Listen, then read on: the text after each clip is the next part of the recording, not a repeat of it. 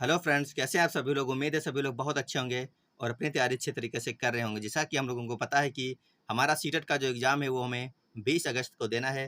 पहली और दूसरी दोनों ही पालियों में एग्ज़ाम होना है। जिन्होंने सिर्फ पेपर 1 के लिए ही फॉर्म अप्लाई किया है उनको एक पेपर देना है, जिन्होंने दोनों के लिए अप्लाई किया है उनको 20 अगस्त को ही दोनों पेपर देने हैं और एक ही सेंटर पर दोनों पेपर आपके होने हैं। तो आज की जो अपनी क्लास है ये हमारी हिंदी पेडागोजी की क्लास रहने वाली है, जिसमें हम लोग 18 से 19 क्वेश्चन करने वाले हैं और सारे जो क्वेश्चन है वो क्वालिटी क्वेश्चन रहने वाले हैं। कोई भी क्वेश्चन ऐसा नहीं है कि बहुत आसान हो या फिर बहुत हार्ड हो। वही क्वेश्चन करने वाले हैं जो एग्जाम में पूछे गए हैं या फिर पूछे जाने की संभावना रखते हैं। तो एक बार सभी लोग सेशन को अपने साथियों के पास में शेयर कर दीजिए। चैनल से नए जुड़े हैं, चैनल को सब्सक्राइब कर लीजिए और वीडियो को लाइक कर दीजिए। पहला क्वेश्चन है आपके सामने, सभी लोग पढ़िए और आंसर देने की कोशिश जरूर कीजिएगा, सही आंसर हो पाए आपसे। लिखा है व्याकरण शिक्षण की वह पद्धति अपेक्षाकृत अधिक उचित है जिसमें जिसमें क्या हो, बच्चे नियमों को कंठस्थ कर लेते हैं, बच्चे उदाहरण से नियमों की ओर जाते हैं, बच्चे नियमों से उदाहरण की ओर जाते हैं या फिर बच्चे सूत्रों का प्रयोग करते हैं। तो फटाफट सभी लोग आंसर कीजिएगा। हमें पता है कंठस्थ कर लेना, याद करवा लेना, रट्टा मरवा देना ये नेगेटिव में आता है, तो हमारा पहला ही ऑप्शन जो है कट गया। दूसरे ऑप्शन की बात करते हैं, बच्चे उदाहरणों से नियम की ओर जाते हैं। कहने का मतलब है कि पहले बच्चे उदाहरण देखते हैं, सीखते हैं, उसके बाद में नियम की तरफ जाते हैं। तो व्याकरण शिक्षण की वह पद्धति अपेक्षाकृत अधिक उचित है जिसमें बच्चे उदाहरण से नियम की ओर जाते हैं। ऑप्शन नंबर बी यहाँ पर बिल्कुल सही है। तो जिन लोगों ने ऑप्शन नंबर बी कर लिया है उन सभी लोगों का बिल्कुल सही हो गया होगा क्वेश्चन नंबर 1। अगर हम कहें नियम से उदाहरण की ओर तो ये आपका गलत है और आपका जो डी है बच्चे सूत्रों का प्रयोग करते हैं तो ये भी गलत हो जाएगा। यहाँ पर जो सही था वो सिर्फ ऑप्शन नंबर बी सही था। अगला क्वेश्चन है क्वेश्चन नंबर 2, सभी लोग पढ़िए और आंसर दीजिए। लिखा है बच्चों में भाषा प्रयोग की दक्षता विकसित करने के लिए आवश्यक है। मतलब जो हमारे बच्चे होते हैं उनके अंदर भाषा की दक्षता विकसित करने के लिए क्या आवश्यक है आपको ये बताना है। तो पहला ऑप्शन लिखा है उन्हें सुनने और बोलने की पूरी आज़ादी हो। जो हमारे बच्चे होते हैं उनको किसी भी बात की सुनने की या फिर बोलने की हम आज़ादी दें, या फिर उन्हें कविताएं याद हों, उन्हें मुहावरे याद हों, वे किसी वक्ता के साथ रहते हों।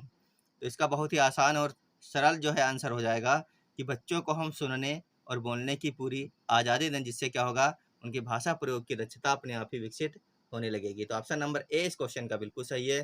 क्वेश्चन वही है जो आपके एग्जाम में पूछे जाते हैं, हार्ड क्वेश्चन ज़्यादा नहीं आते हैं। 2 से 3 या फिर 3 से 4 क्वेश्चन होंगे 30 क्वेश्चनों में से, जिनके पीछे हम रोज हाथ धो के पड़े रहते हैं। सिंपल क्वेश्चन होते हैं वो 26 से 27 क्वेश्चन पूछे जाते हैं, जहाँ से हम बहुत ही कम अपनी प्रैक्टिस करते हैं। तो आज की क्लास जो है हमारी इस प्रकार के क्वेश्चन सेट किए गए हैं जो ना ही तो ज़्यादा हार्ड हैं और ना ही तो ज़्यादा इजी हैं। तो चलिए देखते हैं अपना अगला क्वेश्चन। क्वेश्चन है मोना अक्सर लिखते समय शब्दों के अक्षरों को छोड़ देती है, जैसे पढ़ती को पति लिखती है, अभिनव को अनव लिखती है। इसका सबसे उपयुक्त कारण हो सकता है कि उसे लिखना रुचिकर नहीं लगता हो, उसके विचार और लिखने की गति में सामंजस्य ना हो, उसके विचारों में स्पष्टता ना हो, या फिर उसे मात्राओं का ज्ञान ना हो। आपको बताना है कोई लड़की है मोना जो अक्सर लिखते समय अक्षरों को छोड़ देती है, जैसे कि पढ़ती को पति लिखती है, अभिनव को अनव लिखती है। तो इसका सबसे उपयुक्त कारण क्या हो सकता है? क्वेश्चन नंबर 3 का आप लोगों को आंसर देना है। तो पहला ऑप्शन लिखा है आपका उसे लिखना रुचिकर नहीं लगता हो।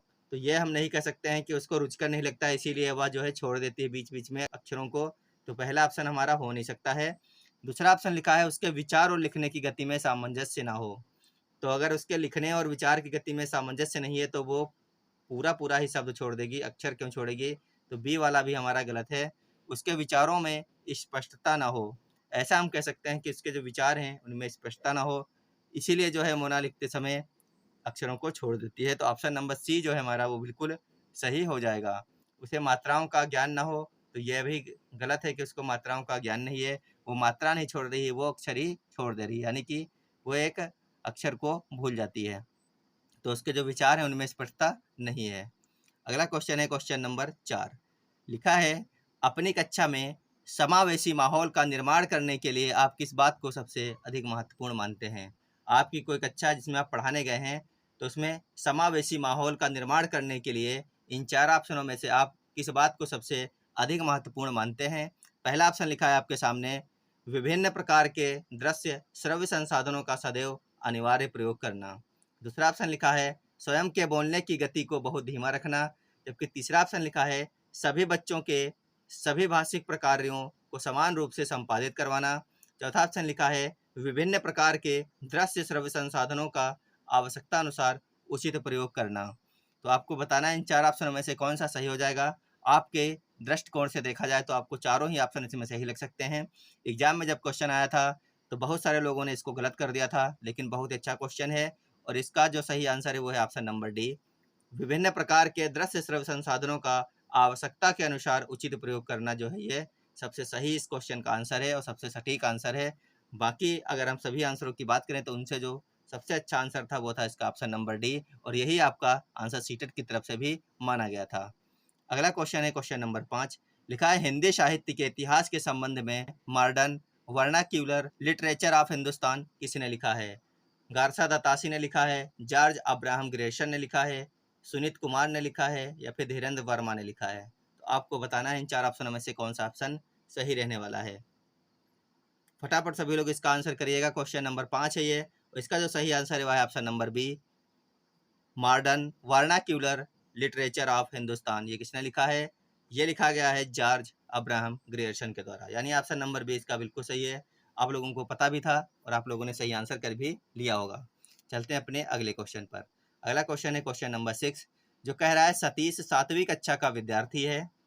वह निबंध लिखते समय पूंजी या गाइड से रटी हुई भाषा का प्रयोग करता है। इसके कारणों में सबसे कमजोर कारण हो सकता है। आपको बताना है कि कोई कक्षा 7वीं का लड़का है सतीश, वह निबंध लिखते समय गाइड या फिर कुंजी से रटी हुई भाषा का प्रयोग कर रहा है, अपने आप कोई शब्द बना करके नहीं लिखता है। तो इन कारणों में सबसे कमजोर कारण क्या हो सकता है? उसकी लिखित भाषा पर पकड़ नहीं है, या फिर उसमें विचार करने का सामर्थ्य नहीं है, या फिर सृजनात्मक लेखन की शिक्षण पद्धति उचित नहीं है, या फिर उसकी मौखिक भाषा बेहद कमजोर है। बहुत अच्छे क्वेश्चन है और सारे के सारे आंसर ऐसे लग रहे हैं कि सभी आंसर सही हों, लेकिन जो सबसे सही आंसर होता है आपको वो छांटना होता है, चाहे वो हिंदी हो चाहे अन्य कोई भी सब्जेक्ट हो। कई बार ऐसा लगता है कि चारों ही ऑप्शन सही है और हम कोई भी ऑप्शन अपना करके आते हैं और हमारा गलत हो जाता है। इसके लिए आपको कई सारे प्रैक्टिस सेट लगाने की ज़रूरत है, जिससे आप जल्दी से अपना आंसर पकड़ सकते हैं। इसका जो है सही आंसर ऑप्शन नंबर डी है, उसकी मौखिक भाषा बेहद कमज़ोर है। तो ऑप्शन नंबर डी जिन लोगों ने कर लिया उनका सबका बिल्कुल सही हो जाएगा। अगला क्वेश्चन है आपका क्वेश्चन नंबर 7। लिखा है उच्च प्राथमिक स्तर पर हिंदी भाषा शिक्षण का एक सर्वाधिक महत्वपूर्ण उद्देश्य है। आपको बताना है उच्च प्राथमिक यहाँ पे पूछा गया है 6 से लेकर के 8 तक की जो कक्षाएं हैं, उच्च प्राथमिक स्तर पर हिंदी भाषा शिक्षण का एक सर्वाधिक महत्वपूर्ण उद्देश्य क्या है। क्या वो बच्चों में कहानियों को शब्दशः दोहराने की क्षमता का विकास करना है, या फिर बच्चों को व्याकरण के नियमों को कंठस्थ करवाना है, या फिर बच्चों को पाठों के अंत में दिए गए उदाहरणों का अभ्यास करवाना है, या फिर बच्चों में समझ के साथ पढ़ने और लिखने की क्षमता का विकास करना है। कंठस्थ करना तो हमें छोड़ ही देना है, दोहराना छोड़ देना है, रटवाना छोड़ देना है, या फिर पाठ के अंत में दिए गए उदाहरणों का अभ्यास करवाना। अब बताइए सी और डी में से कौन सा सही हो जाएगा। फटाफट सभी लोग बताइए इस क्वेश्चन का सही आंसर क्या रहने वाला है। सी हो जाएगा या फिर डी हो जाएगा। तो यहाँ पर आपका ऑप्शन नंबर डी बिल्कुल सही है। बच्चों में समझ के साथ पढ़ने और लिखने की क्षमता का विकास करना। अभ्यास कार्य हमें करवाने हैं, लेकिन उदाहरण के हिसाब से अभ्यास कार्य नहीं करवाने हैं। कई सारी चीज़ें हमें उनमें और जोड़नी पड़ती हैं, ऐड करनी पड़ती हैं। क्या जो सिर्फ किताब में लिखा है हम सिर्फ उतना ही करवा दें बच्चों को, बच्चों के समझ में क्या आने वाला है? वही तो उन्होंने अभी अभी पाठ में पढ़ा है, वही पीछे से भी कर लेंगे। हमें अभ्यास कार्य के साथ में उनकी लिखने की क्षमता को भी विकास करना है, विकसित करना है, पढ़ने की क्षमता को विकसित करना है। तो बच्चों में समझ के साथ पढ़ने और लिखने की क्षमता का विकास करना ही हिंदी शिक्षण का एक सर्वाधिक महत्वपूर्ण उद्देश्य है बड़ी कक्षाओं में। आपको इसको याद रखना है और यही इस क्वेश्चन का जो है सबसे सटीक और राइट आंसर माना गया है। अगला क्वेश्चन है आपका क्वेश्चन नंबर 8। लिखा है भाषा सीखने में सबसे बड़ा बाधक तत्व हो सकता है। अगर आप कोई भाषा सीख रहे हैं, सबसे बड़ा जो बाधक तत्व है वो क्या हो सकता है? क्या भाषाई प्रयोग के अवसर हैं, इकाई परीक्षण है, भाषा में आकलन है, या फिर पाठ्य पुस्तक है? तो भाषा सीखने में सबसे बाधक तत्व क्या हो सकता है, आपको ये बताना है। तो फटाफट सभी लोग बताइएगा इस क्वेश्चन का सही आंसर क्या हो सकता है। तो इस क्वेश्चन का जो सही आंसर हो सकता है वह है ऑप्शन नंबर सी, भाषा में आकलन। क्या है? भाषा में आकलन। तो भाषा सीखने में सबसे बड़ा बाधक तत्व है भाषा में आकलन। चलते हैं अगले क्वेश्चन पर। क्वेश्चन है भाषा शिक्षक में होना आवश्यक नहीं है। अगर आप भाषा के शिक्षक हैं तो आप में क्या होना आवश्यक नहीं है? व्याकरण का ज्ञान, सुंदर लेख, विषय और मूल्यांकन विधियों का ज्ञान, या फिर रसायनों का ज्ञान। तो सभी को बताना है इस क्वेश्चन का सही आंसर क्या हो जाएगा। भाषा शिक्षक में अगर इनमें से ऐसी कौन सी चीज़ है जो ना हो तो भी काम चल जाएगा। तो इसका जो सही आंसर है वह है ऑप्शन नंबर डी, रसायनों का ज्ञान। अगर आपको रसायनों का ज्ञान नहीं है तो भी आप हिंदी भाषा के शिक्षक बन सकते हैं। इसका जो सही आंसर है वो डी हो जाएगा।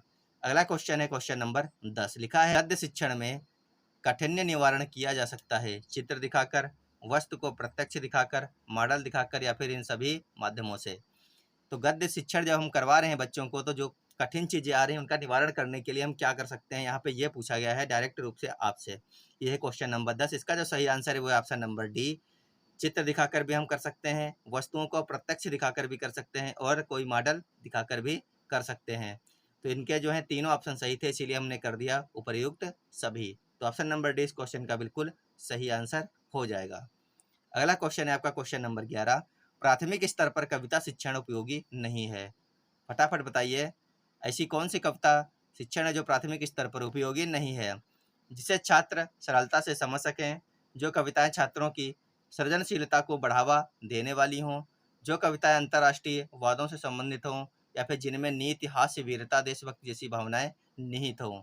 तो आपको बताना है प्राथमिक स्तर पर कविता शिक्षण उपयोगी नहीं होगा। इन चार ऑप्शनों में से ऐसा कौन सा कविता का शिक्षण है जो प्राथमिक स्तर पर उपयोगी नहीं रहने वाला है। आप लोगों को आंसर करना था इस क्वेश्चन का। तो हम देख रहे हैं लिखा है जो कविताएं अंतर्राष्ट्रीय वादों से संबंधित हों। प्राथमिक स्तर हमारा 1 से लेकर के कक्षा 5 तक की कक्षाओं को हम प्राथमिक स्तर कहते हैं, और कक्षा 1 से 5 तक के जो बच्चे आते हैं हम उनको अंतर्राष्ट्रीय मुद्दों से संबंधित कविताएं पढ़ाएंगे। तो उनसे क्या उनका मतलब है, क्या संबंध है, इसीलिए इसका ऑप्शन नंबर सी जो है सही हो जाएगा। कविता का शिक्षण जो है वो अंतर्राष्ट्रीय वादों से संबंधित जो भी होगा प्राथमिक स्तर पर वो बच्चों के लिए उपयोगी नहीं होगा। तो ऑप्शन नंबर सी इसका बिल्कुल सही आंसर है। अगला क्वेश्चन है भाषा सीखने का सही क्रम क्या है। बहुत बार क्वेश्चन पूछा जा चुका है और आपको आना भी चाहिए और आपको आता भी होगा। सही आंसर सभी का हो जाएगा, उम्मीद करते हैं। भाषा सीखने का जो सही क्रम है वो आपको पता होना चाहिए।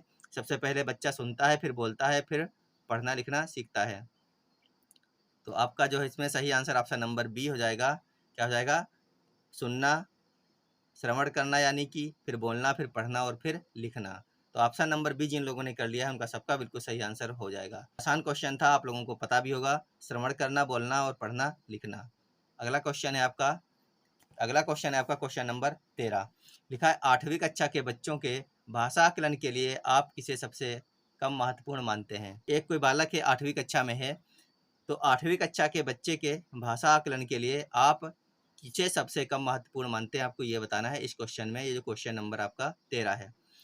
पहला ऑप्शन लिखा है किसी कहानी को नाटक में रूपांतरित करना। दूसरा ऑप्शन लिखा है साहित्यिक समारोहों का आयोजन करना। दूसरा ऑप्शन लिखा है लिखित परीक्षाओं का आयोजन करना। चौथा ऑप्शन लिखा है किसी विषय पर अपने विचार प्रकट करना। तो आपको ये बताना है इनमें से सही ऑप्शन कौन सा हो जाएगा। तो जो सबसे कम महत्वपूर्ण यहाँ पर मानते हैं वह है साहित्यिक समारोहों का आयोजन करना, यानी ऑप्शन नंबर 20 क्वेश्चन का सही है। जिन लोगों ने ऑप्शन नंबर बी कर लिया है उनका सबका बिल्कुल सही हो जाएगा। अगले क्वेश्चन पे चलते हैं। क्वेश्चन नंबर 14 है रूपा बड़े समूह के सामने अपनी बात कहते समय अटकती है। कोई लड़की है रूपा, जब कोई ज़्यादा लोग होते हैं 8 से 10 या फिर 10 से 15 लोग, उनके सामने अपनी बात कहते समय वो अटक जाती है। एक शिक्षक के रूप में आप उसकी सहायता कैसे करेंगे। प्रारंभ में छोटे छोटे समूहों में बात करने के भरपूर अवसर देंगे, उसे बार बार समझाएंगे कि बड़े समूहों में किस तरह बात करनी चाहिए या फिर किस तरह बोला जाता है। उसमें बल पूर्वक आत्मविश्वास उत्पन्न करेंगे या फिर उसे हमेशा बड़े समूह के सामने बोलने के लिए कहेंगे। बहुत अच्छा क्वेश्चन था और इसके जो है कई सारे लोगों ने गलत आंसर कर दिए थे जब एग्जाम में पूछा गया था। तो यहाँ पर जो सही आंसर है वो है ऑप्शन नंबर 1। प्रारंभ में जब कोई बालक हिचकता हो या फिर सीखता हो तो उसको छोटे छोटे समूहों में दो लोग के सामने, 3 लोगों के सामने, 1 लोगों के सामने बोलने के लिए कहते हैं, जिससे उसके अंदर आत्मविश्वास बढ़ता चला जाता है। जब आपका आत्मविश्वास बढ़ जाएगा तो आप 10 लोग के सामने, 100 लोग के सामने, 1000 लोग के सामने बोल लेंगे। इसीलिए इसका जो है ऑप्शन नंबर 1 सही है। अगला क्वेश्चन देखते हैं। क्वेश्चन है भाषा शिक्षण के अंतर्गत वर्तनी संबंधी त्रुटियों का निवारण करना चाहिए। सारे के सारे जो क्वेश्चन है बहुत ही इंपॉर्टेंट रहने वाले हैं आपके लिए। इस क्लास को आप 2 बार भी देख लीजिएगा क्योंकि यहाँ से कई सारे क्वेश्चन आपके एग्जाम में डायरेक्ट आने वाले हैं। इस क्वेश्चन का आपको आंसर करना था कि भाषा शिक्षण के अंतर्गत वर्तनी संबंधी त्रुटियों का निवारण करना चाहिए।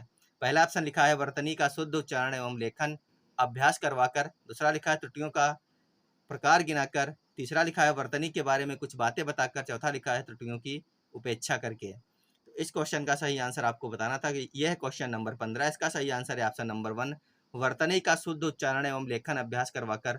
तो जिन लोगों ने ऑप्शन नंबर ए कर लिया है उनका सबका बिल्कुल सही हो जाएगा ये क्वेश्चन। अगला क्वेश्चन है क्वेश्चन नंबर 16, पढ़िए और आंसर दीजिएगा।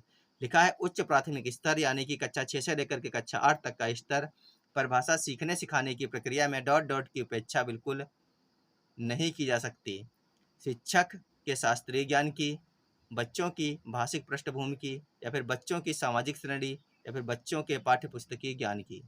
बहुत अच्छा क्वेश्चन है, कई बार रिपीटेड क्वेश्चन है और बहुत ही ज़्यादा पूछे जाने की संभावना रखते हैं ये सभी के सभी क्वेश्चन। ये क्वेश्चन नंबर 16। इसका जो सही आंसर है वह हो जाएगा आपका ऑप्शन नंबर बी, उच्च प्राथमिक स्तर पर भाषा सीखने सिखाने की प्रक्रिया में बच्चों की भाषिक पृष्ठभूमि की उपेक्षा बिल्कुल नहीं की जा सकती। तो जिन लोगों ने ऑप्शन नंबर बी कर लिया था उनका सबका बिल्कुल सही आंसर हो गया होगा।